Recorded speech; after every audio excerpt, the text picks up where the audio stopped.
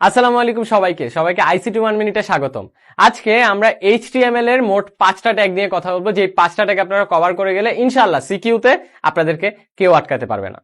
5টা ট্যাগের মধ্যে প্রথম 3টা হচ্ছে সবথেকে বেশি ইম্পর্টেন্ট, আর বাকি 2টা একটু কম ইম্পর্টেন্ট, বাট ওগুলোও কিন্তু যথেষ্ট ইম্পর্টেন্ট, ওগুলোও কিন্তু কভার করে যাওয়া উচিত আপনাদের।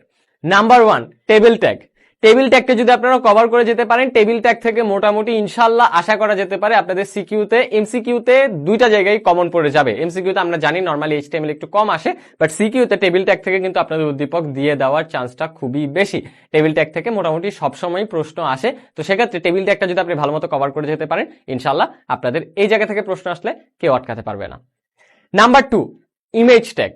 ইমেজ ট্যাগটাও কিন্তু যথেষ্ট ইম্পর্টেন্ট। ইমেজ ট্যাগ থেকে আপনাদের প্রশ্ন চলেও আসতে পারে উদ্দীপকে, তো সেক্ষেত্রে ইমেজ ট্যাগটা কমপ্লিট করে যাওয়াটা সুবিধার ব্যাপার হবে। Number 3, hyperlink.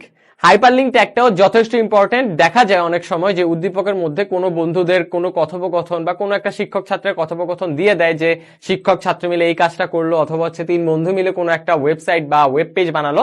তো ওই ধরনের গল্পের মাধ্যমে কিন্তু অনেক সময় উদ্দীপক থাকে, এইসব উদ্দীপকে মাঝে মাঝে হাইপারলিংকের ব্যবহার দিয়ে দেওয়া থাকে। তো সেক্ষেত্রে হাইপারলিংক ট্যাগটার ব্যবহার কিভাবে কি করে এগুলো যদি আপনারা জেনে যান, তাহলে সেক্ষেত্রে ইনশাআল্লাহ এই ধরনের কোনো সিকিউ আসতে আপনাদেরকে আটকাতে পারবে না কেউ। নাম্বার 4, একটু কম ইম্পর্টেন্ট কিন্তু তবুও যথেষ্ট ইম্পর্টেন্ট, প্রশ্নে কিন্তু চলে আসতে পারে। এটা হচ্ছে লিস্ট ট্যাগ। আমরা জানি 2 ধরনের লিস্ট ট্যাগ হয়, মূলত অর্ডার লিস্ট আর হচ্ছে আনঅর্ডার লিস্ট। 2 ধরনের লিস্ট ট্যাগই যথেষ্ট ইম্পর্টেন্ট। 2 ধরনের লিস্ট ট্যাগই যদি আপনারা মোটামুটি এটার ইউজেসটা জেনে যেতে পারেন, ইনশাআল্লাহ এই ধরনের প্রশ্নে আপনাদেরকে কেউ আটকাতে পারবে না। Number 5, form tag.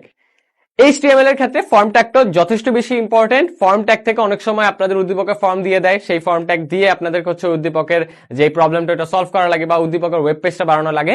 অনেক সময় ওই যে একটু আগে হাইপার লিঙ্কের কথা বললাম, ওইরকমই উদ্দীপকে কোনো একটা ঘটনা দিয়ে দেয় আর বলে যে ঘটনাতে কোন ট্যাগটা ইউজ করা হয়েছে এবং সেই ট্যাগের ব্যবহার বা হাবিজাবি প্রশ্ন কিন্তু চলে আসতে পারে। তো সেক্ষেত্রে ফর্ম ট্যাগের ব্যবহারটাও আপনাদের সুন্দর মতো পড়ে যাওয়াটা সেফ জোনের মধ্যে পড়ে।